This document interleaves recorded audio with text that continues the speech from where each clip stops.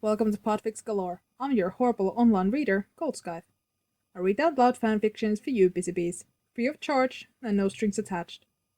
Today I will continue reading the Silmarillion / Lord of the Rings fic by Bloodwing Blackbird from Archive of Our Own called And Now Each Night I Count the Stars.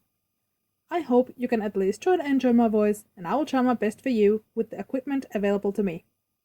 Note, this fic is rated explicit. On with the show. And now each night I count the stars. Chapter 20. Ithilien in the spring was a fair land, full of fragrant cedars and the songs of birds. If one could look away from the brown and forbidding mountains in the east and the haze that always hovered about them, one could almost forget how close they were to the tainted land of Mordor. The first blush of spring had passed, and the green had risen from the forest floor, steadily climbing the trees to burst forth, summer bright, at each twig and tip. Ferns dripped onto the thick moss below, and a bright herbal scent rose with each step that Faramir took southward, back toward the many times rebuilt walls of Osgiliath, walls which he thought seemed likely to fall again any day now. There was a change in the air that spring, a stirring beyond the mountain walls that rumbled like a gathering storm, like the drumming of a coming battle. It was why he no longer travelled alone when he went to the ranges of Ithilien for reports, and why, when he returned, he did not walk boldly along the road, but kept rather to the thin shelter of the trees.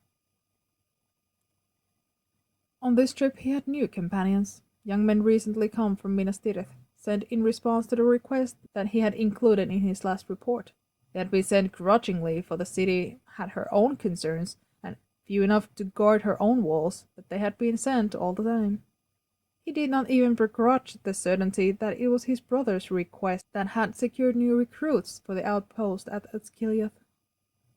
Faramir was worried, and would welcome any help, no matter how green or unwilling.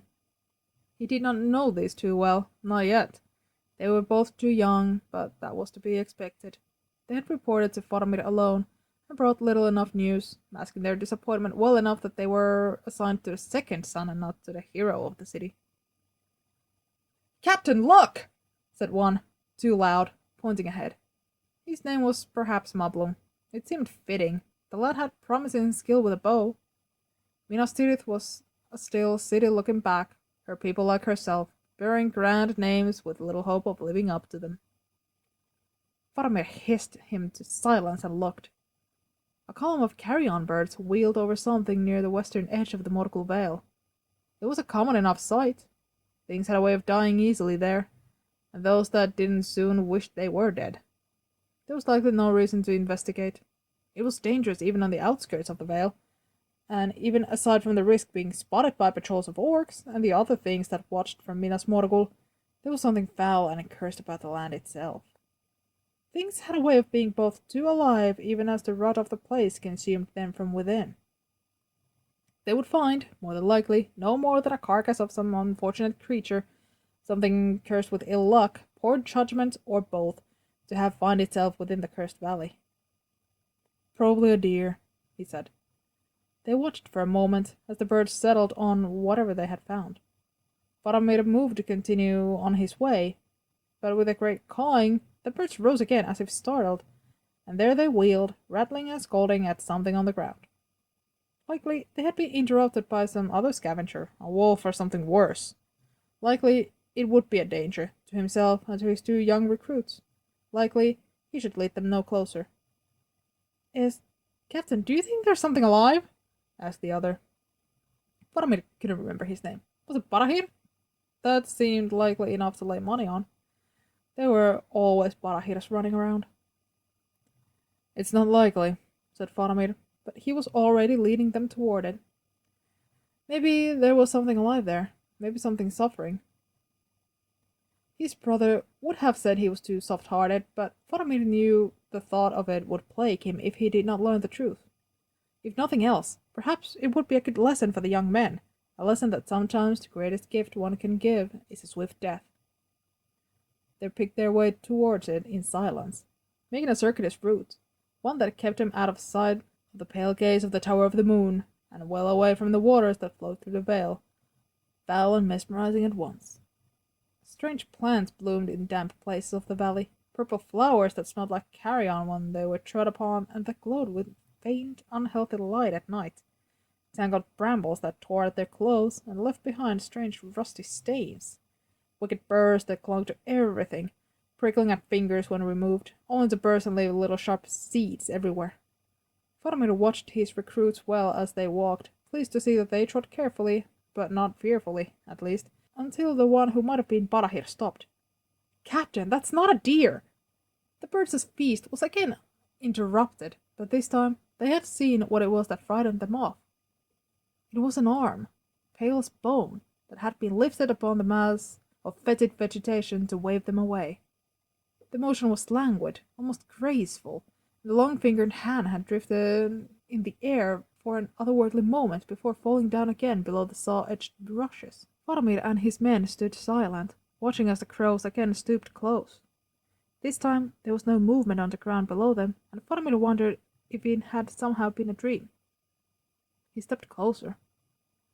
The crows were brave in this land, waiting until he was within an arm's length of them before they returned to the sky in a croaking clatter of dirty wings and sharp beaks. If they had not seen the motion earlier, Faramir would have said it was impossible that this carcass yet lived. It was a man, or, no, an elf. And it was not the first such unfortunate that he had found in the region, but if it lived more than a few hours after the finding, that would be something new. Faramir could never say, and did not care to imagine, how they managed to come so far, whether they escaped or had been set free. He only knew that finding them made his heart hurt in ways that few things could anymore. He knelt beside their foundling, murmuring soft words of comfort, though he hardly knew what words one might offer. He did not stir, and Faramir could see no breath swelling the frail cage of ribs beneath the threadbare tunic, so he reached out to touch his neck, to seek a pulse.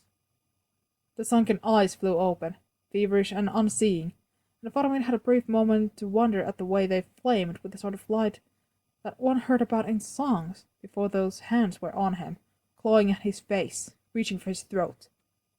He heard the sound of steel behind him. "Peace," he managed to bite out, hoping to retain a small amount of control over the situation, even as he felt a shocking grip settle at his windpipe. There was still strength there, almost enough so that Faramir's vision had begun to blur before he had the presence of mind to string together a few words of the elf tongue.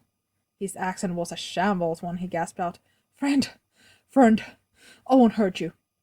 Slowly, the grip loosened, and a word leaked back into the eyes, and with it a sort of dull hopelessness that Faramir hoped never to see again. He knew at least that they again beheld the true world, and not whatever torments he had escaped. The hand slipped from Faramir's neck, fell back onto his rump, coughing and waving off Moblung, who patted fretfully at his shoulders. The elf was watching him still, and Faramir almost laughed. He had seen that gaze before, atop a wall, while one of their supply tents burned behind him. A laugh barked out of him before he could stop it. You owe me 4 bushels of wheat, a side of salt pork, and 2 good tents, among other things. I hope you found what you were looking for." The recruit stared at him like he was a madman, but the elf smiled at him, a raw-edged thing, and Faramir found that it hurt to look at. "Come, we have stayed too long," he said to his companions, and taking Moblung's hand, he rose. "Don't suppose you can walk, can you?" he said to the elf. "Captain," said Barahir, pointing.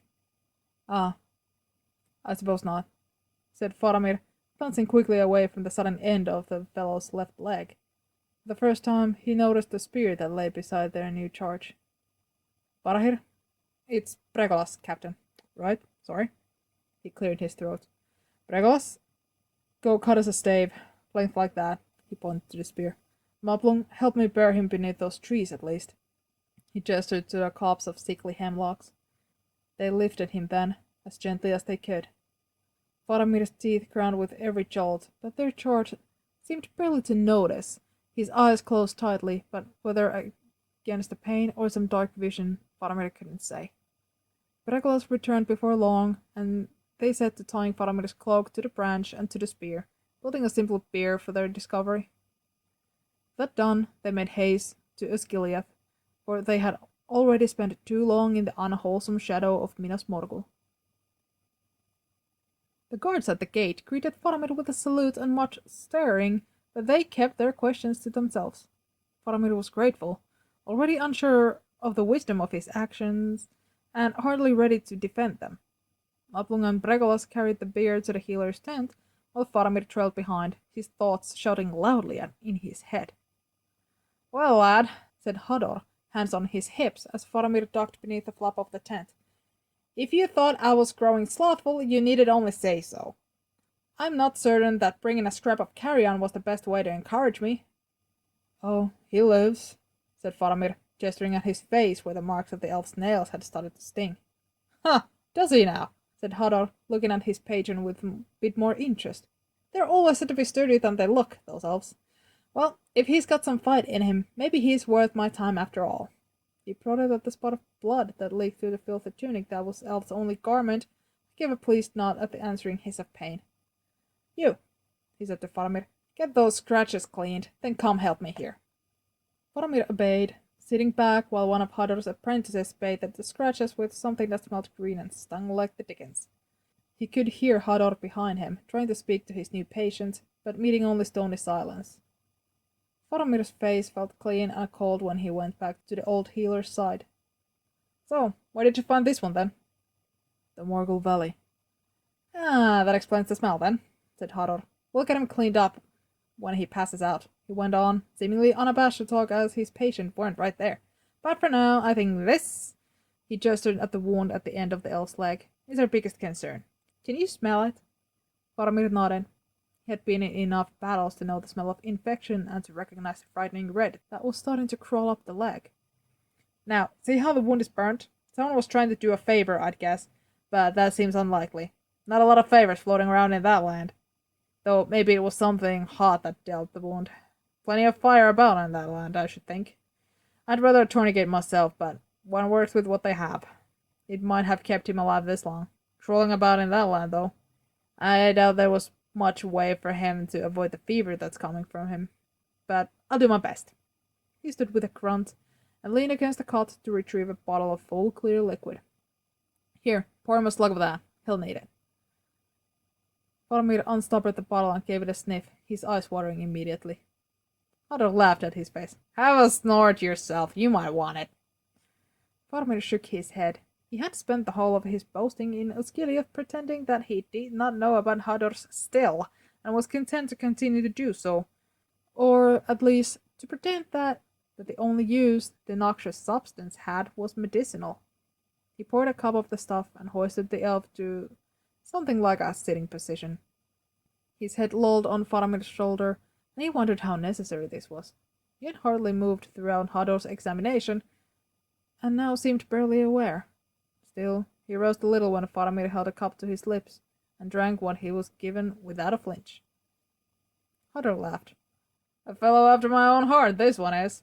Okay, Captain, lay him down and hold him there. We're going to clean this up, and he won't like it a bit." He scrabbled around on the table beside him and tossed Faramir a stick wrapped with leather that showed marks of many teeth. "There, so he doesn't bite his tongue." Faramir took it and touched it to the elf's lips. He seemed to know what was expected and bit down upon it. "You should believe him about that," whispered Faramir as he took hold of the frail shoulders.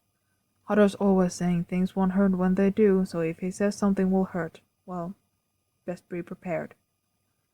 The elf made a huffing noise that might almost have been a laugh. "Ready?" said Hodor, but he didn't wait for confirmation before he poured the clear alcohol over the stump of the elf's leg. Faramir knew how the stuff burned inside of his nose and didn't want to imagine how it would feel on such a wound. The elf bore it, though, just biting down on the stick until Faramir could hear the creak of the leather. Hodor had a stiff cloth, which he had doused with the alcohol and was using to scrape roughly at the wound. Faramir just gritted his teeth and held on, even after the elf had gone slack beneath his hands. Hodor packed a poultice that smelled of honey over the wound and secured it with clean bandages. "How's he doing up there?" he asked, washing his hands. "You tell me," said Faramir, tugging the stick free of the slackened mouth. Hodor held a finger to his pulse and pulled up a bruised eyelids. He'll be out for a minute. Can't say I blame him. Poor bastard. Now, help me get him undressed and we'll clean him up and see what else we're dealing with before he decides he's feeling better and starts fighting you again. He took a pair of shears and started to cut away the rotting cloth of the tunic, tucking gently where it stuck to blood and burns, and giving a low whistle of sympathy at the marks that he uncovered. His hand stopped at the same moment Faramir's eyes did. Lad, pull that curtain there, would you? Faramir obeyed and turned back to the healer. By the light, what is an elf lass doing in these parts? Hutter hissed at Faramir. Faramir looked at the patient long and thought of the figure he had seen, just over a year ago, slipping over the wall of Osgiliath, and the odd kinship he felt with the stranger. He is no more a lass than I am, said Faramir. Hutter laughed. Lad, unless the elves have started keeping geldings, I think you're mistaken here. Faramir ran a hand through his hair and sighed. No, Hador, he said. Whatever he's got, or not got, between his legs, he's no lady. He looked up and held the old healer's eyes for a moment. Same as me. He hoped it wouldn't take more than that to make his meaning known. Hador stared at him for a long moment, then grabbed his shoulders to pull him close enough to whisper in his ear. And here I'd been thinking you were just overzealous about your shaving. No fear, Captain. This change is not between us, and none will know from these lips. Faramir's heart was pounding in his chest like he had just run up a high hill. Hunter released him and clapped him on the shoulder. Sure you'll not take that drink now? Faramir wet his lips. Now that you mention it, a drink would be helpful. They got their strange guest cleaned and his wounds dressed before he revived. It was an impressive catalogue of hurts, from those that still bled, to half-healed scabby things, all the way to scars that healed pink. Faramir thought he must have been captured soon after passing through Osgiliath. He wondered he'd been seeking in Minas Morgul and if he had found it. Faramir had no pressing matters to attend to, so he had his writing things brought to him and sat beside the stranger to write up his reports, a lamp and a cup of weak tea at his side. It was a change in the stranger's breathing that drew Faramir's attention away from the riveting account of the modifications he had made to the Ithilien patrol routes. He glanced over and was relieved to find that it was not him that the uncanny eyes watched. Instead, they were locked on the open flap at the roof of the tent, through which a few early stars could be seen. His lips moved soundless, rhythmic, and Faramir thought that maybe he could feel a song there. Are you thirsty? He asked. The elf flinched from his voice, closing his eyes again, but nodded. Faramir filled a cup, then helped him to sit, gingerly, trying not to disturb any of Hador's new dressings. He held the cup for him as he drank. More? The elf shook his head and looked down. Faramir could feel the moment that he realized that he had been tended, cleaned, his rags changed for a tunic, stained and worn, but fresh. He stiffened and tried to pull away, his heart beating fast as rabbits. And Faramir thought about how he'd feel to wake up in a strange place, to not be certain what had been done to him, what had been seen, what they might know, or think they knew. Shh, peace, Faramir whispered as he lowered him to the cot. He sat back, far enough for the elf to look into his face and see his eyes when he spoke. Only myself and the healer know, and none shall learn it from us. He gestured at himself. I'm the same. You see it, don't you? The same way I see you. He waited while the elf stared, a strange naked feeling to let himself be so frankly watched, making every effort not to hold something back. I am Faramir. My brother commands the garrison here. Can you tell me your name? Or what errand brought you to us? The stranger answered, his cracked and bruised lips making shapes that Faramir could almost decipher, but he could not hear the words, not even when he leaned close. Oh well, thought Faramir, his questions could wait for the morning. End of chapter 20. Stay tuned.